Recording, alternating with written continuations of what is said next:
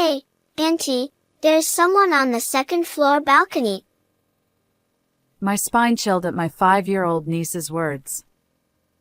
This was my son and daughter-in-law's newly built house.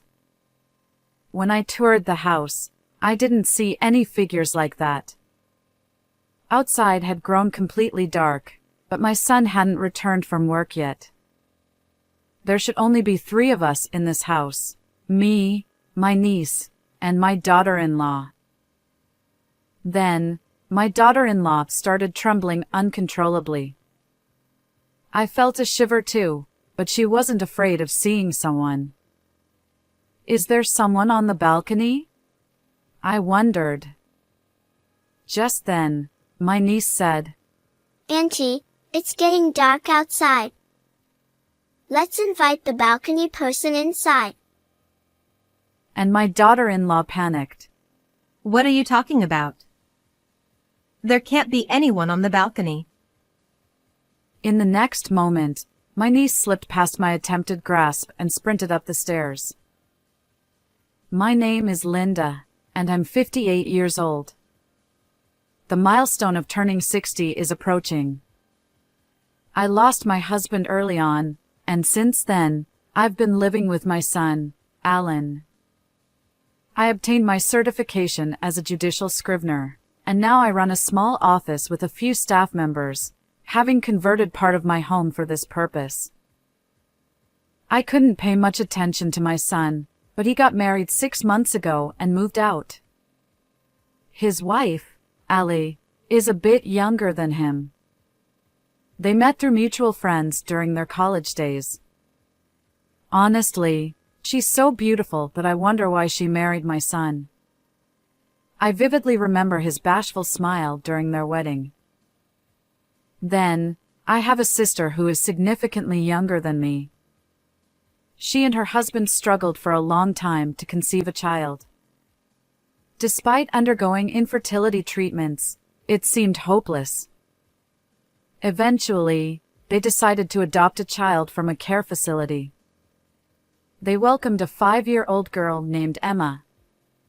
She's bright and adorable, and she often visits my place.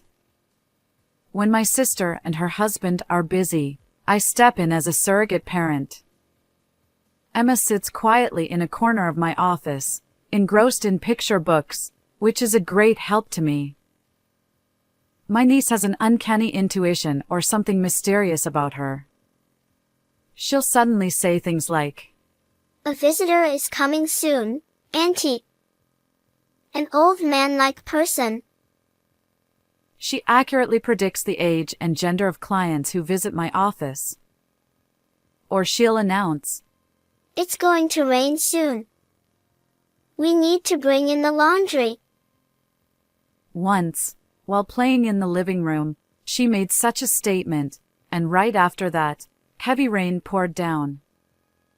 It's happened multiple times. Emma, how do you know these things? I asked her. She replied, Well, it's like I can see them. I don't know why. Apparently, she experiences sudden mental images or visions. Sometimes, she'll mention seeing an unknown man standing in a corner of the room and ask, Who is that person? Occasionally, she even says eerie things. Who could it be? I often laugh it off and say, Maybe God is watching over Emma? One day, my son contacted me to visit their newly completed house. I would have preferred a leisurely visit in daylight, but due to our conflicting schedules, I ended up visiting on a weekday evening. I was supposed to watch over my niece until my sister picked her up. However, my sister called unexpectedly. Sorry to bother you, but work came up suddenly, and Emma's pickup might be delayed. I turned to my niece and said, Hey, Emma. Mom will be late. How about going with me to see the new house? Emma's eyes sparkled. What? A new house? Yes, yes. I want to go. It's my son's house. They just built it. I explained. Your son? Emma asked. Yes, my grown-up child. I replied. Even though he's an adult, he's still a child. Interesting. Is he a carpenter, building the house? No, the carpenters built it. He asked them to. I clarified. Chatting with a young child like this was delightful.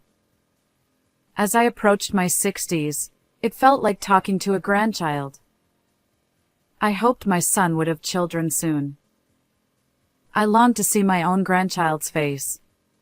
With these thoughts, I held Emma's hand and headed to my son's house. I pressed the intercom button.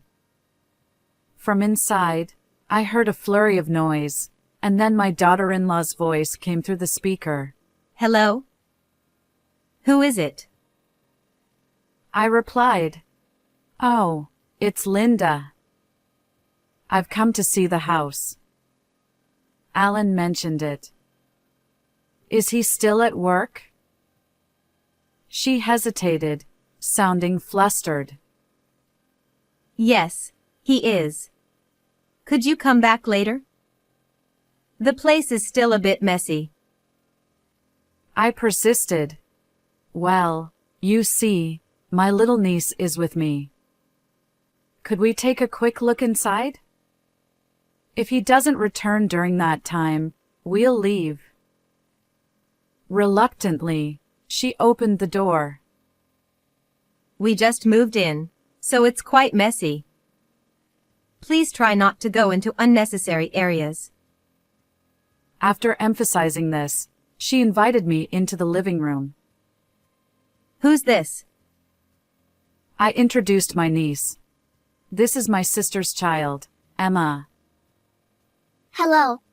Emma greeted, smiling. My daughter-in-law raised an eyebrow.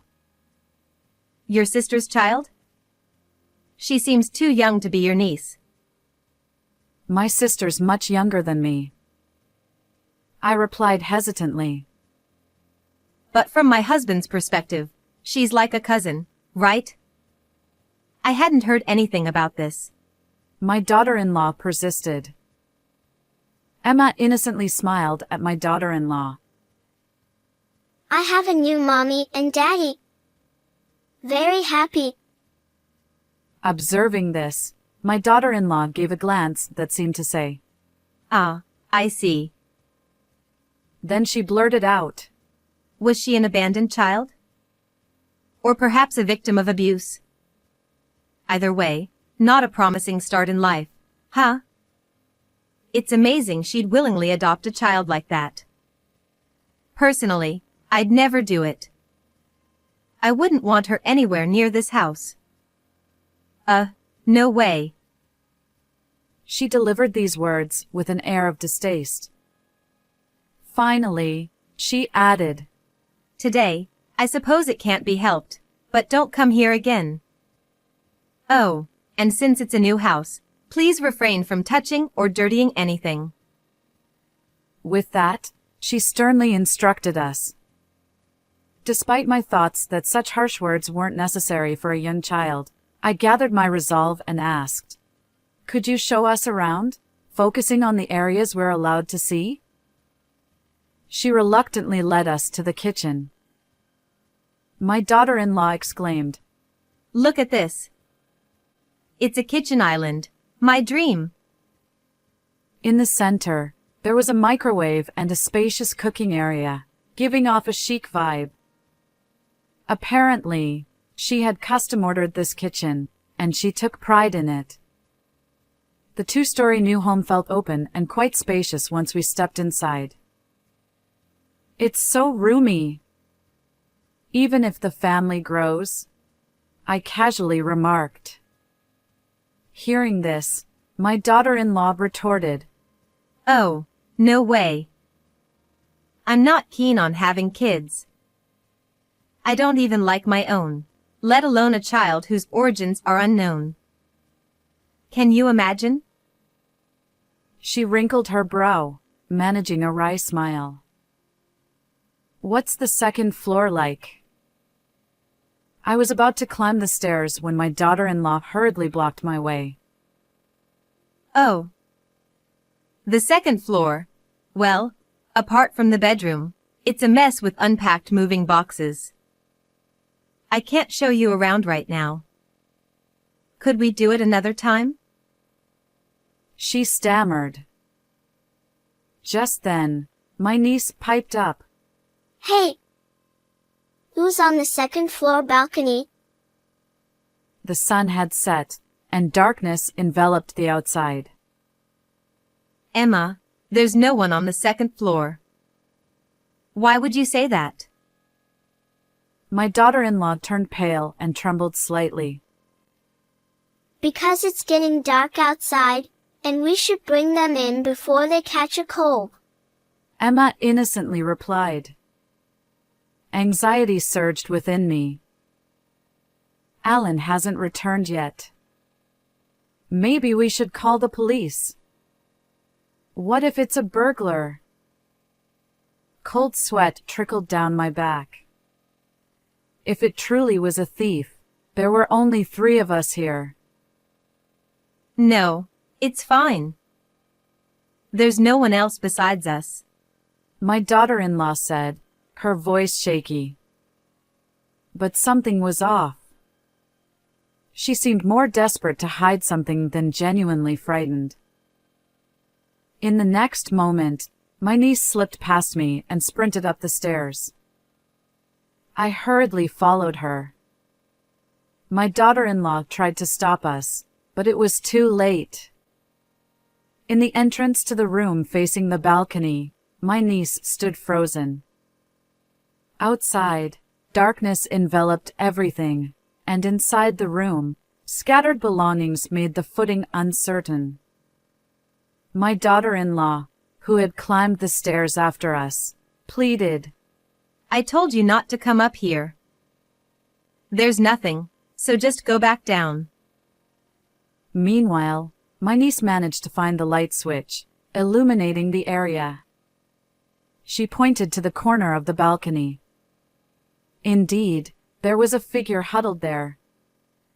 I instinctively grabbed a nearby golf club and cautiously approached the balcony. Who's there? I called out through the large window leading to the balcony. The huddled figure raised its face. A young man was there. He appeared to be in his 20s, a living human rather than a ghost. Who are you? Why are you here? I asked, but the man remained silent, glaring at me. Turning to my daughter-in-law, I inquired, Hey, Ali, who is this person? Why is he here? She replied frantically, I don't know. How could I possibly know? Oh, he's probably a thief. Let's call the police. It was strange. Just moments ago, she had dismissed the need for police. The word police seemed to trigger something in the man on the balcony. He was shouting in distress. The window was locked from the inside, preventing him from entering. Desperate, he pounded on the glass as if trying to break it. Suddenly, my son appeared behind me, his voice raised. He confronted the man outside on the balcony, pounding on the window glass. Who are you? How did you get there? We've already reported you to the police. Behave. My son demanded. At that moment, the man attempted to jump from the balcony. My son shouted, Danger! He unlocked the window and subdued the man. Despite the man's struggles, my son easily held him down. The slender man couldn't escape from my son's powerful grip. Let go. The man protested, but he was trapped. There's no foothold, nowhere you could have climbed from. My son pressed, questioning the intruder. The man retorted, I didn't climb. That woman inside let me in. She told me to hide on the second floor. But that wasn't enough. She even locked the door. The man continued to struggle and shout. My son tightened his grip, questioning the man. Are you talking about my wife? The man retorted. Your wife? Seriously? He continued. Then whose house is this? Ignoring the man's hostility, my son's anger flared. This is my house. We just moved in recently. Who are you, and what's your connection to my wife? My daughter-in-law denied any knowledge of the man. I don't know him. I never let anyone in. Could he have broken in? The man persisted. What? That's not what you said. Weren't you married? You invited me to visit your new house. So why is this happening? Why am I caught up in this mess? The man continued to shout angrily, glaring at my daughter-in-law. As the police arrived, the man was taken away. He shouted. Wait. Listen. I was invited by that woman. I'm not trespassing. It's the truth. Despite his protests, he was pushed into the patrol car. Long after the strange man was taken away by the police, my daughter-in-law muttered, There are some really odd people out there. We need to be careful. Her expression seemed oddly relieved, as if it were someone else's problem. My son confronted her. Don't you know anything about that guy? Is it true? She retorted. Why are you asking me? Obviously, I don't know him. My son pulled out a photo from his suit pocket and thrust it in front of her. Then what's this? The photo left my daughter-in-law speechless. It depicted the man from earlier, standing next to her. You claim not to know him, but this says otherwise. My son snapped. Suddenly, my daughter-in-law burst into laughter. Caught, huh? I thought my plan would work. You did your research well, didn't you? She chuckled, seemingly impressed. My son couldn't hide his frustration. The bank balance kept dwindling, and no matter how much I gave you, you claimed there was never enough money. So, I decided to investigate. The man on the balcony turned out to be a bartender from the bar my daughter-in-law frequented. Apparently, they had been secretly meeting behind my son's back. My son's anger flared. You pretended to live lavishly, luring in young men. And you're single, so why the lies? What's the problem? In response, my daughter-in-law laughed mockingly. Problem? Everything except money. Did you really think a guy like you, an overweight 30-something, could keep someone like me? Please. I prefer handsome young men. I wouldn't be with you without the cash. She chuckled, unapologetic.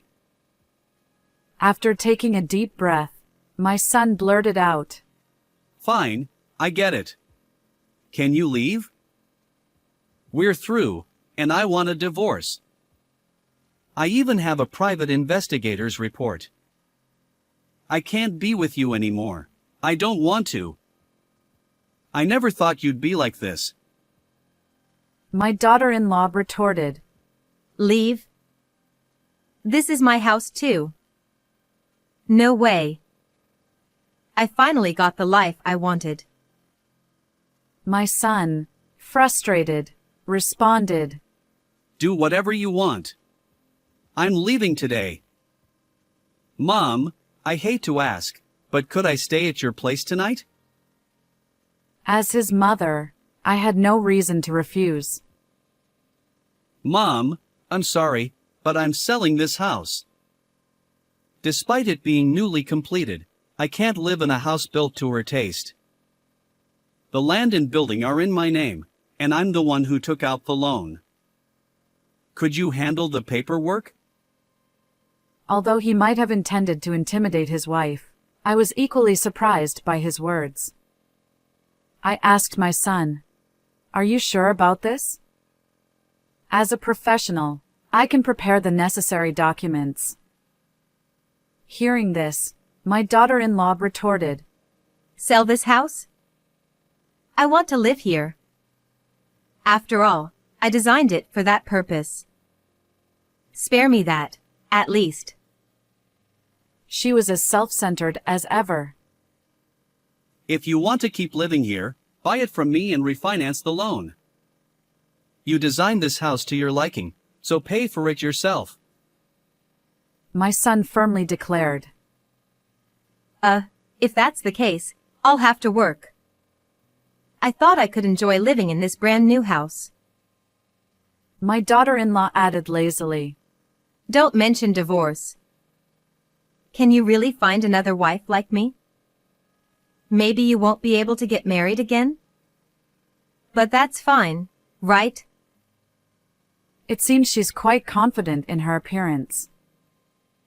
Hey, Auntie. There's an old man in the corner of the room, staring at us. It's scary. My niece clings to me, her fear palpable. It wasn't because of the argument between adults. There seemed to be something more to it. Where, Emma? Where is he? Unable to see, I ask Emma. Right there. He's standing right there. Can't you see him? Emma pleads with urgency. What's wrong with this child? Don't try to scare us. We won't fall for that. Despite her words, my daughter-in-law scans the room nervously. I feel a shiver down my spine. Could there really be something there? I wonder aloud. No way. It's creepy. You think I'd fall for this trick just because you want me out? As my daughter-in-law screamed, the stacked moving boxes tumbled down, trapping her underneath. My son rushed to free her. Although she didn't appear seriously injured, she had lost consciousness. Call an ambulance. Quickly. My son shouted. Startled, I snapped back to reality. Something vague caught my eye behind the boxes, and everything seemed to move in slow motion. The ambulance arrived, and my son accompanied his wife. As a couple, it was inevitable. My niece clung to me, frightened. Auntie, is that person okay? The man knocked over the boxes. He looked really angry and scary. Emma, where is he? Can you still see him? I asked, but Emma shook her head. No, he's gone somewhere. Where could he have disappeared to? I pondered. Who knows? Maybe he's punishing that wicked woman for us. A strange thought crossed my mind. Perhaps the shadow was my late husband, angered by the parasitic behavior of my daughter-in-law, seeking retribution on our behalf. It's getting late. Maybe we should head home? Mom might be worried, I suggested, holding my niece's hand. We left the now empty house. As we walked away, I felt as though someone on the balcony was waving goodbye. But when I looked back, There was no one there.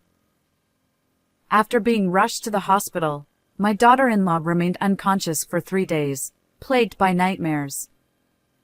Despite thorough examinations that revealed no abnormalities, the doctors were baffled.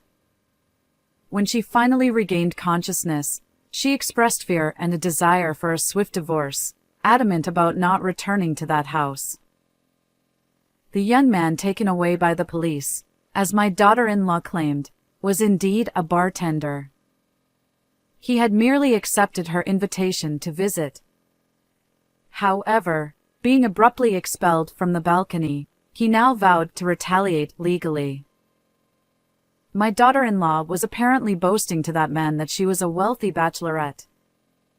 The man, in turn, believed it completely due to her extravagant lifestyle and the newly built house. Apparently, they had been secretly meeting for quite some time, unbeknownst to my son. All these revelations came to light through the private investigator's report. Now, with the help of an acquaintance who is a lawyer, we're preparing divorce mediation documents. It's ironic that my own son has become a client, but since we're blameless in this situation, I believe we can claim compensation for the inconvenience caused. We'll ensure justice is served. After building the new home, he unfortunately decided to put it up for sale. I worried that a custom-built house might not sell easily, but surprisingly, he found a buyer quickly, and he managed to clear most of the remaining mortgage. My son is currently staying with me while he looks for his next place. Although he claims he won't get married anytime soon, I secretly hope for grandchildren soon. Auntie, who's this? My visiting niece found an old photo of my late husband and asked me. That's my husband. Niece nonchalantly replied. I remember him from that time, standing in the corner of the room. Perhaps my husband is still watching over us, I thought, gazing up at the sky through the window. How did you find this story? If you enjoyed it, consider subscribing to our channel. Until next time.